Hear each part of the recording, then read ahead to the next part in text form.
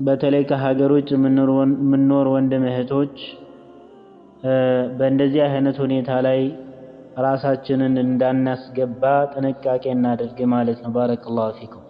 እኛ ለሰዎች መልካም የሆነ ለኸይር በር ከፋቾች መሆን ነው እንጂ ያለብን ለመጥፎ ነገር በር ከፋቾች መሆን የለብንም ማለት ነው።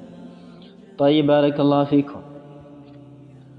ሌላኛው ነጥብ እንደሚታወቀው ዲናችን ዲኑል ኢስላም هو دين العلم አላሁ ስብሓነሁ ወተዓላ ወደ ነቢያችን ዓለይሂ ሰላቱ ወሰላም መጀመሪያ ላይ ያወረደው የሆነው የቁርአን አንቀጽ ምንድነው? ባረከላሁ ፊኩም اقرأ باسم ربك الذي خلق خلق الإنسان من علق اقرأ وربك الأكرم الذي علم بالقلم من مالتنا بارك الله فيك اقرأ أنبب أنبب إيه من يسأل بارك الله فيك ديننا هو دين العلم يأوكت ديننا ممار اللبن بأكلم سوم يستمرن كلا طيب መልካም ነው።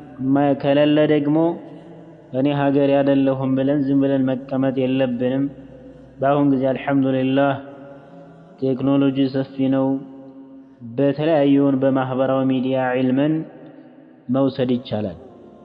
ይሄ አመቺ ነው። አላሁ ስብሓነሁ ወተዓላ ለእኛ ያገራልን ማለት ነው። መጠቀም አለብን ይህንን። ስለዚህ ባረከላሁ ፊኩም ዒልምን መማር ያስፈልጋል። ጅህልና ማለት ጨለማ ነው። መማር ያስፈልጋል። ቂራአትን መቅራት፣ ቁርአን መቅራት ሴቱም ወንዱም ማለት ነው ያስፈልጋል። እድሜ ሄዷል ትልቅ ሰው ነኝ ማለት አያስፈልግም።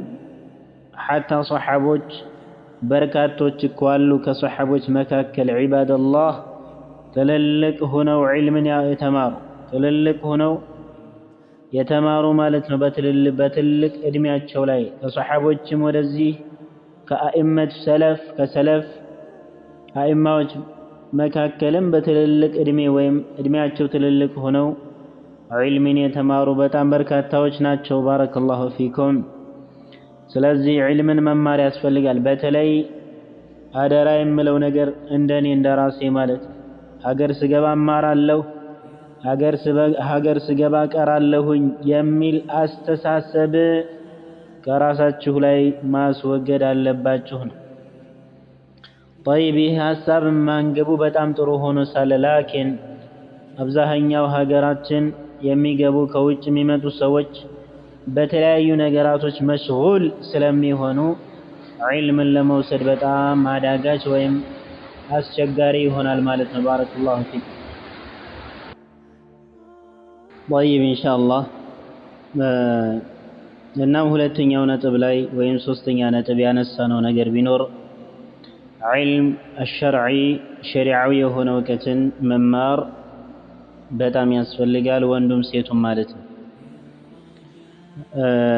እናም ሀገር ከገባ በኋላ እማራለሁኝ የሚለው አባባል ብዙ ሰዎችን ያከሰረ፣ ብዙ ሰዎችን ጥቅም አልባ ያደረገ፣ ምንም የሆነ ሐታ እንደው ትንሽ ቁርአንን እንኳን እንዳይቀሩ ያደረገ የሆነ ነገር ነውና ከራሳችን ላይ ማስወገድ አለብን።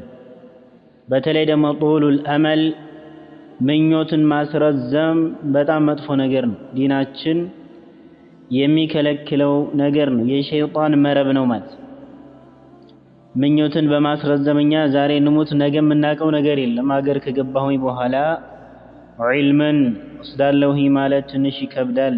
ስለዚህ በአካል የሚያስተምረን ሰው ካለ ጠይብ እንማር፣ ካልሆነ ደግሞ ማህበራዊ ሚዲያ አለ በሱ መጠቀም ያስፈልጋል ማለት ነው።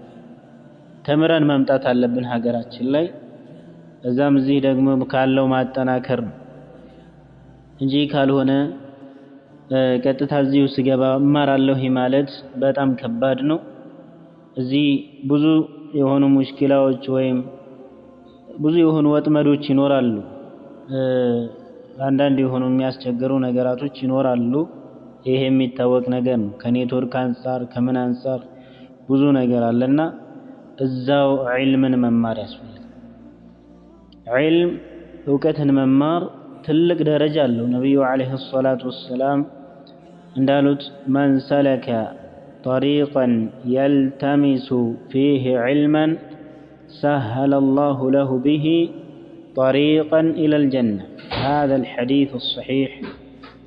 ነብዩ አለይሂ ሰላቱ ወሰላም ሚሉት ነገር ምንድነው? አንድ ሰው ዒልምን ለመፈለግ ወይም ሸሪዓዊ እውቀትን ፍለጋ የወጣ ከሆነ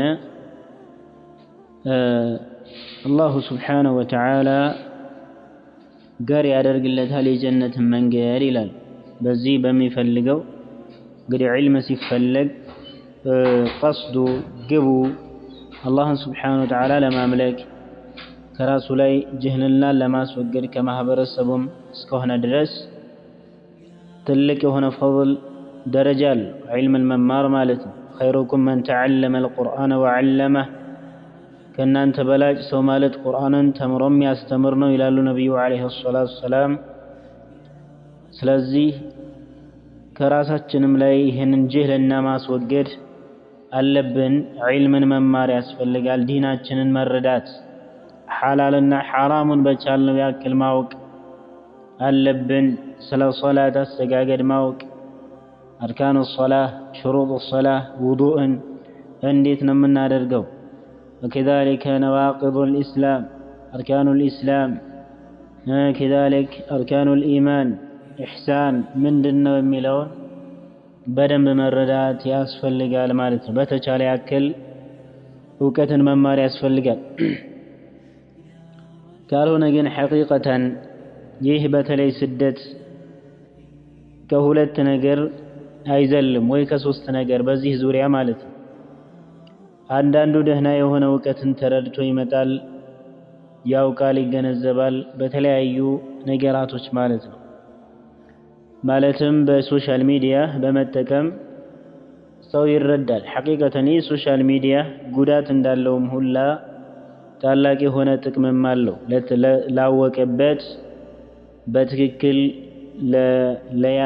ለያዘው ለሆነ ሰው ማለት ነው። ጥቅምም አለው። ዒልም መማር ይቻላል በዚህ ላይ ማለት ነው። ብዙ የሆነ እውቀትን ትማራለህ፣ ብዙ ሰዎችንም ለውጧል ቀይሯል ማለት ነው።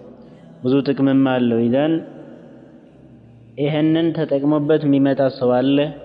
ጎብዞ ጠንክሮ በቻለው ያክል ጊዜውን መድቦለት ተምሮ የሚመጣ ሰው አለ። አንዳንዱ ደግሞ በተቃራኒው ተበላሽቶ ማለት ነው ጨፋሪና ደናሽ ሆኖ የሚመጣ ሰው አለ። ወነስአሉላህ አልዓፍወ ወልዓፊያ። ቤት ዘግቶ የሚጨፍር ማለት ነው። ይሄ እብደት ነው ሐቂቀተን። እንደዚህ አይነት ሰውም ከመሆን ራሳችንን ማቀብ አለብን። ሙስሊም ነቂፉ በይነ የደይላሂ ሱብሓነሁ ወተዓላ። ነገ አላህ ፊት የምንቆም ሰዎች ነን። ነገ አላህ ፊት እንቆማለን። ራቆታችንን ብለን የምናስብ ሰዎች የትም ሀገር ውጭ ሀገር ብንሆንም ዋይፋይ ወይም ደግሞ ኔትወርክ ተመቻቸ ብሎ ዝም ብሎ ነገራቶችን ልቅ በሆነ መልኩ መያዝ አያስፈልግም። ጥንቃቄ ያስፈልጋል። አላሁ ስብሓነሁ ወተዓላ እንደሚለው ኢነ ሰምዐ ወልበሰረ ወልፉአደ ኩሉ ኡላኢከ ካነ ዐንሁ መስኡላ። አላህ ምን ይላል? የምታዩበት እኮ መመልከቻችሁ፣ የምትሰሙበት ጆሮአችሁ፣ የምታዩበት አይናችሁ፣ ልቦናም ጭምር ከሱ ትጠየቁበታላችሁ ይላል። ስለዚህ ከተረዳን ጥሩ ነገር ተረድተን ጥሩ ነገርን ተምረን መምጣት እንጂ ባረከላሁ ፊኩም በዚህ በስደት ዓለም ሆነ ሐራም ነገርን መጥፎ ነገርን ለዱንያም ለአኺራም የማይጠቅም ዱንያህንም አኺራህንም የሚያበላሽ የሆነ ነገርን ተምረን እንዳንመጣ ራሳችንን በደንብ መቆጣጠር ያስፈልጋል ማለት ነው። ከተለያዩ መጥፎ ነገራቶች መራቅ አለብን ዒባደላህ።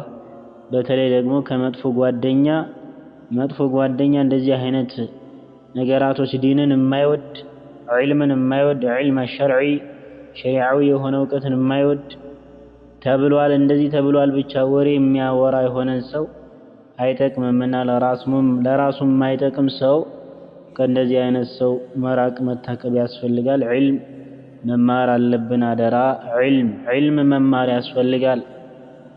እውቀትን መማር ያስፈልጋል። ቁርአንን ዝቅ ብሎ መቅራት ያስፈልጋል። መኩራትና መኮፈስ ጉዳቱ ለራስ እንጂ ለማንም አይደለም። ስለዚህ አይጠቅምም። ዒባደላህ ጉዳት ብቻ ነው። የሚኮፈስ ሰው ምንም ኸይር የለውም። ነቢዩ ዓለይሂ ሰላቱ ወሰላም የኩራት ባህሪ ያለበት ሰው እንደው ትንሽ የምሓታ ብትሆን ጀነት አይገባም ነው ያሉት ነቢዩ ዓለይሂ ሰላቱ ወሰላም። ትልቅ የሆነ ወንጀል ነው። ስለዚህ መራቅ አለብን ማለት ነው። ዲናችንን መማር ማወቅ አለብን። ጠይብ ወከዛሊክ ባረከላሁ ፊኩም ከትልልቅ ከሆኑ ወንጀላቶች መካከል